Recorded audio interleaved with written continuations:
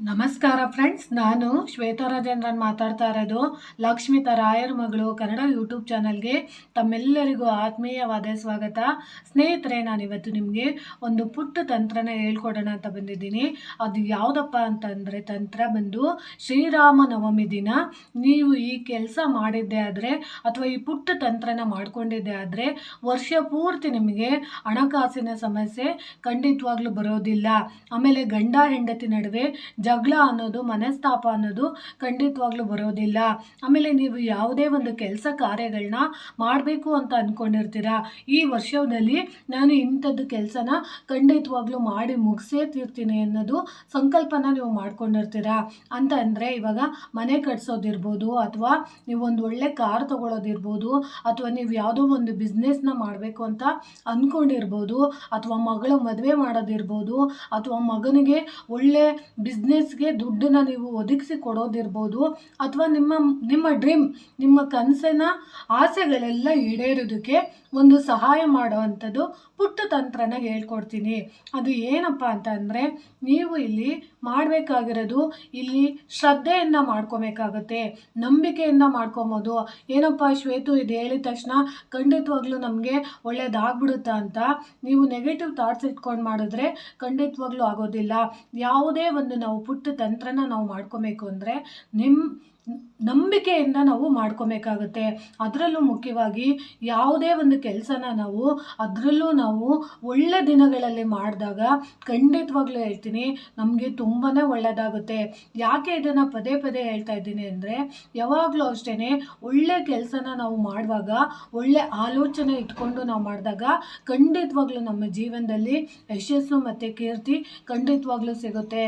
ಯಾಕೆ ಅಂದರೆ, ನಮ್ಮ ದೇಹ ಮತ್ತು ಮನಸ್ಸು ಯಾವಾಗಲೂ ನಾವು ಒಳ್ಳೆಯದನ್ನ ಯೋಚನೆ ಮಾಡಿದಾಗ, ಒಳ್ಳೆಯದ್ರ ಕಡೆನೇ ಆಲೋಚಿಸಿದಾಗ ಒಳ್ಳೆಯದೇ ನಡೆಯುತ್ತೆ. ನಾವು ಕೆಟ್ಟದ್ದನ್ನು ನಾವು ಆಯ್ಕೆ ಮಾಡಿಕೊಂಡಾಗ, ಕೆಟ್ಟ ದಾರಿ ಹಿಡಿದಾಗ ನಮಗೆ ಕೆಟ್ಟದ್ದೇ ಆಗುತ್ತೆ.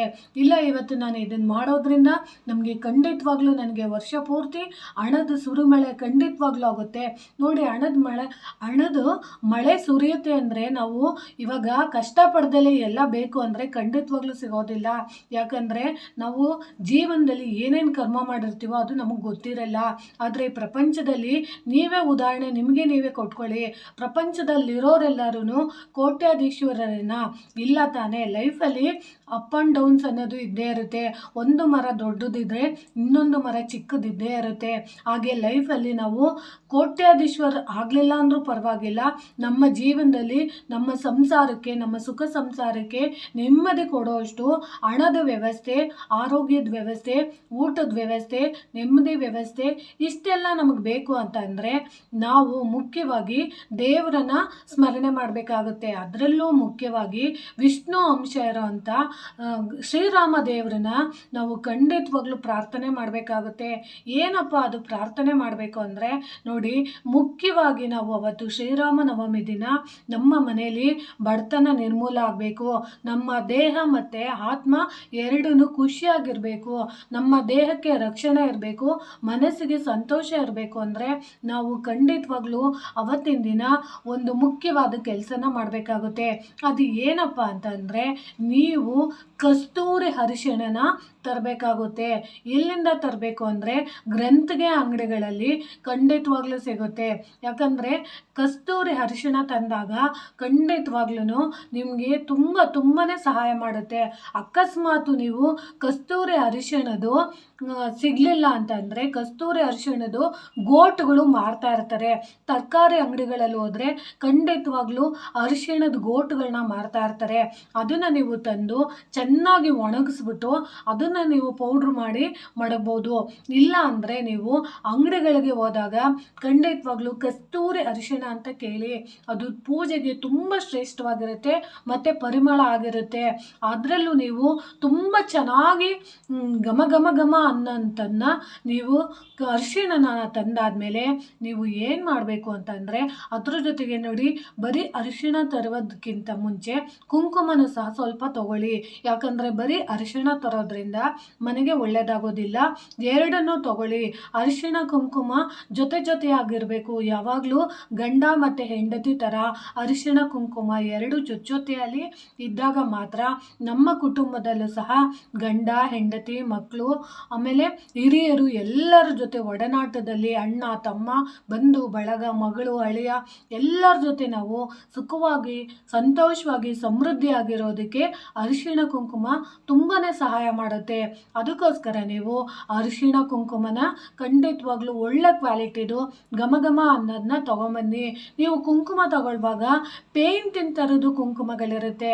ಯಾಕಂದರೆ ನೀವು ಮುಟ್ಟಿ ನೋಡಿ, ಅದು ಬಣ್ಣದಿಂದ ಕೂಡಿರುತ್ತೆ. ಅದರಲ್ಲಿ ಯಾವುದೇ ರೀತಿ ಪರಿಮಳ ಇರೋದಿಲ್ಲ. ತಾಳೆ ಗರಿಗಳಿಂದ ಮಾಡಿರೋ ಅಂಥದ್ದು ಕುಂಕುಮ ಇರುತ್ತೆ. ಅದನ್ನು ನೀವು ಸ್ಮೆಲ್ ಮಾಡಿದಾಗ ತುಂಬ ಘಮ ಘಮ ಅಂತಿರುತ್ತೆ. ಒಳ್ಳೆ ಅರಿಶಿಣದಿಂದ ಕುಂಕುಮನ ತಯಾರಿಸಿರ್ತಾರೆ. ಆ ಥರದ್ದು ಕುಂಕುಮನ ನೀವು ತಗೊಂಡು ಮನೆಗೆ ಬರಬೇಕಾಗುತ್ತೆ. ತಗೊಂಡು ಬಂದಾದಮೇಲೆ ನೀವು ಇದೊಂದು ಪುಟ್ಟ ಕೆಲಸನ ಮಾಡಬೇಕಾಗುತ್ತೆ. ನೋಡಿ, ಒಬ್ಬೊಬ್ಬರು ಒಂದೊಂದು ರೀತಿಯಲ್ಲಿ ಹೇಳ್ಕೊಡ್ತಾರೆ. ಇದು ನನಗೆ ಗೊತ್ತಿರೋ ಅಂಥ ಮಾಹಿತಿನ ನಾನು ನಿಮಗೆ ತಿಳಿಸ್ಕೊಡ್ತೀನಿ. ಯಾಕಂದರೆ ಲಕ್ಷ್ಮಿ ಯಾವಾಗಲೂ ಅಷ್ಟೇ ಕೃಷ್ಣನ ಜೊತೆಯಲ್ಲಿ ಯಾವಾಗಲೂ ಇರ್ತಾರೆ. ಶ್ರೀರಾಮ ಪ್ರಭುಗಳು ಅಷ್ಟೇ ವಿಷ್ಣುವಿನ ಒಂದು ಅಂಶ ಆಗಿರೋದ್ರಿಂದ ಮಹಾಲಕ್ಷ್ಮಿ ಆ ಸೀತಾದೇವಿನೇ ಮಹಾಲಕ್ಷ್ಮಿಯ ಒಂದು ಅಂಶ ಆಗಿರೋದ್ರಿಂದ ನಾವು ಯಾವಾಗಲೂ ಅಷ್ಟೇ ಗಂಡ ಹೆಂಡತಿನ ಇಬ್ಬರನ್ನು ಜೊತೆಯಾಗಿ ಪೂಜೆ ಮಾಡಿದಾಗ ನಮ್ಮ ಮನೆಯಲ್ಲಿ ಸುಖ ಸಂತೋಷ ನೆಲೆಸೋದಕ್ಕೆ ಕಾರಣ ಆಗುತ್ತೆ. ಅದಕ್ಕೋಸ್ಕರ ನೀವೇನು ಮಾಡಬೇಕು ಅಂತಂದರೆ ಅರಿಶಿಣ ಕುಂಕುಮದ ಬಟ್ಟಲುಗಳು ನಿಮ್ಮ ಮನೆಯಲ್ಲಿ ನೀವು ಪೂಜೆಗೆ ಇಟ್ಟಿರೋ ಅಂಥದ್ದನ್ನ ನೋಡಿ, ಇದನ್ನು ನಾನು ನಿಮಗೆ ಡೆಮೋ ಥರ ತೋರಿಸ್ತಿದ್ದೀನಿ. ಇದು ನಾನು ಪೂಜೆ ಮಾಡೋದಕ್ಕೆ ಇಟ್ಕೊಂಡಿರೋ ಅಂಥದ್ದು. ಆದರೆ ನೀವು ಏನು ಮಾಡಬೇಕು ಅಂದರೆ ಇದನ್ನು ನೀವು ಸಪ್ರೇಟಾಗಿ ಒಂದು ಅರಿಶಿಣ ಕುಂಕುಮದ ಬಟ್ಟಲುಗಳು ನಿಮ್ಮ ಮನೆಯಲ್ಲಿ ಬೇರೆ ಕಡೆ ಅಂದರೆ ದೇವರಿಗೆ ಉಪಯೋಗಿಸಿದ ಅರಿಶಿಣದ ಕುಂಕುಮದ ಬಟ್ಟಲು ಆಗಿರಬಾರ್ದು. ಇದು ಬಂದು ಅರಿಶಿಣ ಬಂದು ಮತ್ತು ಕುಂಕುಮ ಬಂದು ನಿಮ್ಮ ಮನೆಯಲ್ಲಿ ನೀವು ಉಪಯೋಗಿಸೋ ಅಂಥದ್ದು ಅಂದರೆ ನೀವು ಹಣೆಗೆ ಉಪಯೋಗಿಸೋ ಅಂಥದ್ದು ಅರಿಶಿಣ ಕುಂಕುಮದ ಭರಣೆಗಳಾಗಿರಬೇಕು. ಯಾವತ್ತೂ ಅಷ್ಟೇ ನಾವು ಉಪಯೋಗಿಸೋ ಅಂಥ ಅರಿಶಿಣ ಕುಂಕುಮದ ಭರಣೆಯಲ್ಲಿ ದೇವರಿಗೆ ಉಪಯೋಗಿಸಬಾರ್ದು. ದೇವರಿಗೆ ಯಾವಾಗಲೂ ಅರಿಶಿಣ ಕುಂಕುಮದ ಭರಣಿ ಸಪ್ರೇಟಾಗಿರಬೇಕು. ಅಲ್ಲಿ ದೇವರಿಗೆ ಹಚ್ಚಿದ್ದ ಅರಿಶಿಣ ಕುಂಕುಮನ ನಾವು ಅದನ್ನು ಹಣೆಗೆ ಇಟ್ಕೊಬಾರ್ದು. ಯಾಕಂದರೆ ಅದು ದೇವರಿಗೆ ಮಾತ್ರ ಮೀಸಲಾಗಿರಬೇಕು. ನೀವು ಪ್ರತಿದಿನ ಉಪಯೋಗಿಸುವಂಥ ಅರಿಶಿಣ ಕುಂಕುಮದ ಬಟ್ಟಲದ ಒಳಗಡಿಕೆ ನೀವು ನೋಡಿ, ಈಗ ನಾನು ತೋರಿಸ್ತಾ ಇದ್ದೀನಿ. ಇವಾಗ ನೋಡಿ, ಇಲ್ಲಿ 5 ರೂಪಾಯಿದು ತಾಮ್ರದ ಕಾಯಿನ್ಗಳಿದೆ ನೋಡಿ, ಕಾಣಿಸ್ತಿದ್ಯಾ? ಈ ರೀತಿ ತಾಮ್ರದ ಕಾಯಿನ್ಗಳನ್ನ ನೀವು 2ನ ತಗೊಬೇಕು. ಈ 2 ಕಾಯಿನ್ಗಳನ್ನ ನೀವು ತಗೊಂಡು ಏನು ಮಾಡಬೇಕು ಅಂದರೆ ನೋಡಿ, ಈ ರೀತಿ ನೀವು ಬಚ್ಚಿಡಬೇಕಾಗುತ್ತೆ. ನೋಡಿ, ಕಾಣಿಸ್ತಿದ್ಯಾ? ನೋಡಿ, ಈ ರೀತಿ ಅರಿಶಿಣದ ಒಳಗಡೆ ಮತ್ತು ನೋಡಿ ಕುಂಕುಮದ ಒಳಗಡೆ ನೀವು ಈ ರೀತಿ ಬಚ್ಚಿಡಬೇಕಾಗುತ್ತೆ. ನಾನು ನಿಮಗೆ ಡೆಮೋ ಥರ ತೋರಿಸ್ತಾ ಇದ್ದೀನಿ. ಇದನ್ನು ನೀವು ಅರಿಶಿಣದ ಕೆಳಗಡೆ ನೀವು ಕುಂಕುಮದ ಬಟ್ಲಿರುತ್ತಲ್ಲ ಅದರ ಕೆಳಗಡೆಗೆ ನೀವು ಹಾಕಬೇಕಾಗುತ್ತೆ. ಇದು ಸಂಪೂರ್ಣವಾಗಿ ನೀವು ಕಾಯಿನ್ ಹಾಕಿದ್ದೀರಲ್ಲ ನೋಡಿ ಕುಂಕುಮದ ಒಳಗಡೆ, ಇದನ್ನು ನೀವು ಸಂಪೂರ್ಣವಾಗಿ ಕಾಯಿನ್ಗಳು ಮುಚ್ಕೊಂಡಿರಬೇಕು. ಅಂದರೆ ಅದ್ರ ತುಂಬ ನೀವು ಅರಿಶಿಣ ಮತ್ತು ಕುಂಕುಮನ ಸುರಿಬೇಕಾಗುತ್ತೆ. ಅದಾದಮೇಲೆ ನೀವು ಏನು ಮಾಡಬೇಕು ಅಂದರೆ ಇದ್ರ ಜೊತೆಗೆ ನೀವು ಸ್ವಲ್ಪ ಬಂದು ಪಚ್ಚ ಕರ್ಪೂರ ಅಂತ ಸಿಗುತ್ತೆ. ಆ ಪಚ್ಚ ಕರ್ಪೂರನ ನೀವು ಇದ್ರ ಮೇಲೆ ಸ್ವಲ್ಪ ಪುಡಿನ ನೀವು ಉದುರಿಸ್ಬೇಕಾಗುತ್ತೆ. ಈ ಪಚ್ಚ ಕರ್ಪೂರನ ಉದುರಿಸಿದ ನಂತರ ನೀವು ಏನು ಮಾಡಬೇಕು ಅಂದರೆ ಇದನ್ನು ಅರಿಶಿಣ ಕುಂಕುಮದ ಬಟ್ಲುಗಳನ್ನ ನೀವು ದೇವರ ಮುಂದೆ ಇಟ್ಟು ನೀವು ಪ್ರಾರ್ಥನೆ ಮಾಡ್ಕೊಬೇಕಾಗುತ್ತೆ. ಏನಂತ ಅಂದರೆ ನೋಡಿ, ನಿಮಗೆ ಯಾವ ಮಂತ್ರ ಹೇಳೋಕ್ಕಾಗಲಿಲ್ಲ ಅಂದರೂ 108 ಸರಿ ಶ್ರೀರಾಮ ಶ್ರೀರಾಮ ಶ್ರೀರಾಮ ಶ್ರೀರಾಮ ಅಂತ ಹೇಳ್ಕೊಬೋದು. ಸೀತಾದೇವಿನ ನೀವು ಶ್ರೀರಾಮ ಸಮೇತ ನೀವು ಪ್ರಾರ್ಥನೆ ಮಾಡ್ಬೋದು. ಓಂ ಸೀತಾದೇವಿ ತಾಯೇ ನಮಃ ಅಂತ ಹೇಳ್ಕೊಬೋದು. ಶ್ರೀರಾಮ ಶ್ರೀರಾಮ ಅಂತ ಕೂಡ ನೀವು 108 ಸರಿ ನೀವು ಹೇಳ್ಕೊಳ್ಳೋದ್ರಿಂದ ಅಕಸ್ಮಾತ್ ನಿಮಗೆ ರಾಮದೇವರದು ಶ್ರೀರಾಮ ರಕ್ಷ ಸ್ತೋತ್ರ ಏನಾದರೂ ಬಂದರೆ ಖಂಡಿತವಾಗ್ಲೂ ಆ ಮಂತ್ರನ ಹೇಳ್ಕೊಳ್ಳಿ. ನಿಮಗೆ ಯಾವ ಮಂತ್ರ ಬರುತ್ತೋ 108 ಸರಿ ಯಾವುದು ಶ್ರೀರಾಮನ ಮಂತ್ರ ಯಾವುದು ಬರುತ್ತೋ ಆ ಮಂತ್ರನ ಖಂಡಿತವಾಗ್ಲೂ ಹೇಳ್ಕೊಳ್ಳಿ. ಶ್ರೀರಾಮ ಪ್ರಭುಗಳದ್ದು ಮತ್ತು ಸೀತಾದೇವಿನ ನೀವು ಅವತ್ತಿನ ದಿನ ನೀವು ಪ್ರಾರ್ಥನೆ ಮಾಡಿಕೊಂಡು 108 ಸರಿ ನೀವು ಇದನ್ನು ದೇವರ ಮುಂದೆ ಇಟ್ಟು ಅರ್ಚನೆ ಮಾಡೋದು. ಅಂದರೆ ಇದಕ್ಕೆ ನೀವು ನೋಡಿ ಈ ರೀತಿ ನಾನು ಹೇಳ್ಕೊಡ್ತಾ ಇದ್ದೀನಿ ನೋಡಿ, ಒಂದು ನಿಮಿಷ ನೋಡಿ, ಈ ರೀತಿ ನೀವು ಕುಂಕುಮ ಮತ್ತು ಅರಿಶಿಣದ ಬೊಟ್ಟಿನ ಮೇಲೆ ಕೈ ಇಟ್ಕೊಂಡು ನೀವು ಪ್ರಾರ್ಥನೆ ಮಾಡ್ಕೊಬೇಕಾಗತ್ತೆ. ನಿಮ್ಮ ನಕ್ಷತ್ರ ಗೋತ್ರ ನಿಮ್ಮ ಮನೆಯಲ್ಲಿರೋಂಥ ಪ್ರತಿಯೊಬ್ಬ ಸದಸ್ಯರು ಕೂಡ ಹೆಸರನ್ನ ನೀವು ಹೇಳ್ಕೊಂಡು ಇದನ್ನು ನೀವು ಸ್ಪರ್ಶ ಮಾಡ್ತಾ ಶ್ರೀರಾಮಚಂದ್ರರದು ಸ್ತೋತ್ರನ ಹೇಳ್ಕೊಬೇಕು. ನಿಮಗೆ ಸ್ತೋತ್ರ ಹೇಳೋದಕ್ಕೆ ಕಷ್ಟ ಆಗುತ್ತೆ, ಜಾಸ್ತಿ ಟೈಮ್ ಹಿಡಿಯುತ್ತೆ ಅಂದಾಗ 11 ಸರಿ ಸೀತಾದೇವಿ ನಾಮಸ್ಮರಣೆ ಮತ್ತು ಶ್ರೀರಾಮ ದೇವರದು ನಾಮಸ್ಮರಣೆನ 11 ಸರಿ ಹೇಳ್ಕೊಳ್ಳಿ. ಶ್ರೀರಾಮ ಶ್ರೀರಾಮ ಶ್ರೀರಾಮ ಶ್ರೀರಾಮ ಅಂತ ಶ್ರೀರಾಮಚಂದ್ರ ಪ್ರಭುಗಳೇ ಅಂತ ಹೇಳ್ಕೊಬೋದು, ಶ್ರೀರಾಮ ಅಂತ ಹೇಳ್ಕೊಬೋದು. ಆಮೇಲೆ ನೀವು ಓಂ ಶ್ರೀ ಸೀತಾದೇವಿ ತಾಯೇ ನಮಃ ಅಂತಲೂ ಹೇಳ್ಕೊಬೋದು. ಅಂದರೆ ನಾನು ಹೇಳ್ತಾ ಇರೋದು ಏನು ಅಂದರೆ ನೀವು ಸ್ಪರ್ಶ ಮಾಡಬೇಕು.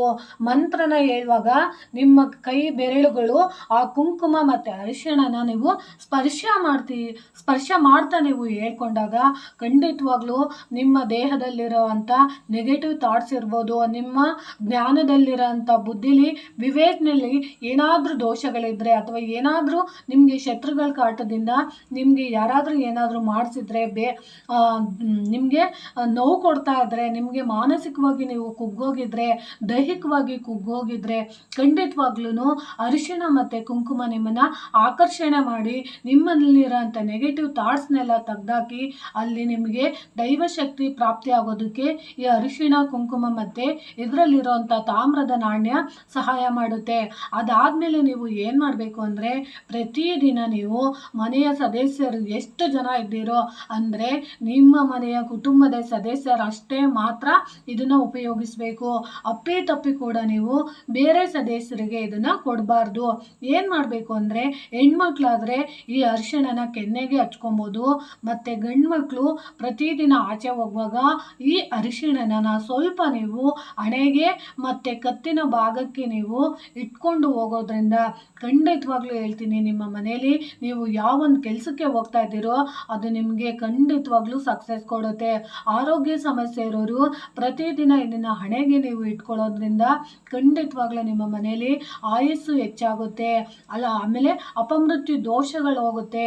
ನಿಮ್ಮ ಮನೆಯಲ್ಲಿ ನೀವು ಯಾವ ಕೆಲಸಕ್ಕೆ ಇಷ್ಟು ದಿನದಿಂದ ನಿಂತೋಗಿದ್ದೀರೋ ಆ ಕೆಲಸಗಳೆಲ್ಲ ಸಕ್ಸಸ್ ಆಗೋದಕ್ಕೆ ದಾರಿ ಮಾಡಿಕೊಡುತ್ತೆ. ಆಮೇಲೆ ನೀವು ಕುಂಕುಮನ ಮಕ್ಕಳಿಗೆ ವಿದ್ಯಾಭ್ಯಾಸ ಮಾಡ್ತಿರೋಂಥ ಮಕ್ಕಳಿಗೆ ಪ್ರತಿದಿನ ಹಣೆಗೆ ಹಚ್ಕೊಬೋದು. ಯಾರಾದರೂ ನಿಮಗೆ ಜನರಿಂದ ನಿಮಗೆ ಕಿರಿಕಿರಿ ಆಗ್ತಾ ಇದೆ ಅಂತ ಅನ್ನೋರು ಪ್ರತಿದಿನ ಈ ಕುಂಕುಮನ ನೀವು ಇಟ್ಕೊಳ್ತಾ ಹೋಗಬೇಕು. ಆಮೇಲೆ ನಿಮ್ಗೆ ಏನಾದರೂ ಒಂದು ಒಳ್ಳೆ ಕೆಲಸಕ್ಕೆ ಇಂಟರ್ವ್ಯೂಗೆ ಹೋಗ್ತಿದ್ದೀನಿ ಅಂದಾಗ ಶ್ರೀರಾಮ ದೇವರದು ನಾಮಸ್ಮರಣೆನ ಸೀತಾದೇವಿ ಸಮೇತ ನೀವು ಪ್ರಾರ್ಥನೆ ಮಾಡಿ ಖಂಡಿತವಾಗ್ಲೂ ನೀವು ಇದನ್ನು ಹಣೆಗೆ ಇಟ್ಕೊಂಡು ಹೋಗೋದ್ರಿಂದ ಖಂಡಿತವಾಗ್ಲೂ ನಿಮ್ಮ ಮೇಲೆ ನೀವು ಯಾವ ಕೆಲಸಕ್ಕೆ ಹೋಗ್ತಿರೋ ಆ ಕೆಲಸದಲ್ಲಿ ಸಕ್ಸಸ್ ಆಗುತ್ತೆ.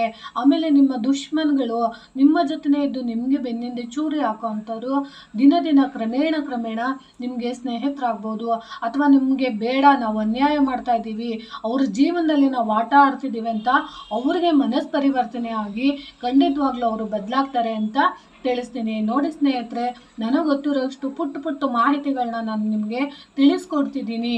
ಈ ಮಾಹಿತಿಗಳು ನಿಮಗೆ ಇಷ್ಟ ಆಗಿದ್ದರೆ ದಯವಿಟ್ಟು ನನ್ನ ಚಾನಲ್ನ ಸಬ್ಸ್ಕ್ರೈಬ್ ಮಾಡ್ಕೊಂಡು ನೋಡಿ, ಹೆಚ್ಚೆಚ್ಚು ವಿಡಿಯೋನ ಶೇರ್ ಮಾಡಿ ಮತ್ತು ಲೈಕ್ ಮಾಡಿ. ಸ್ನೇಹಿತರೆ, ಖಂಡಿತವಾಗ್ಲೂ ನಿಮ್ಮ ಸಪೋರ್ಟ್ ನನಗೆ ತುಂಬ ಬೇಕಾಗಿದೆ. ಮೊದಲೇ ಬಾರಿಗೆ ಯಾರಾದರೂ ನನ್ನ ವಿಡಿಯೋ ನೋಡ್ತಿದ್ರೆ ದಯವಿಟ್ಟು ಸಬ್ಸ್ಕ್ರೈಬ್ ಮಾಡ್ಕೊಂಡು ನೋಡಿ ಅಂತ ತಿಳಿಸೋಕ್ಕೆ ಇಷ್ಟಪಡ್ತೀನಿ. ಸ್ನೇಹಿತರೆ, ನಿಮ್ಮ ಸಪೋರ್ಟ್ ನನಗೆ ತುಂಬ ಮುಖ್ಯ. ಪ್ಲೀಸ್ ಸಪೋರ್ಟ್ ಮಾಡಿ. ಅದೇ ರೀತಿ ನಾನು ಅಡುಗೆ ರೆಸಿಪಿಗಳು ಕೂಡ ಹಾಕ್ತಾ ಇದ್ದೀನಿ, ಅದನ್ನು ಕೂಡ ನೋಡಿ ನನಗೆ ಸಪೋರ್ಟ್ ಮಾಡಿ ಅಂತ ತಿಳಿಸ್ತೀನಿ. ತುಂಬ ಹೃದಯದ ಧನ್ಯವಾದಗಳು ಸ್ನೇಹಿತರೆ.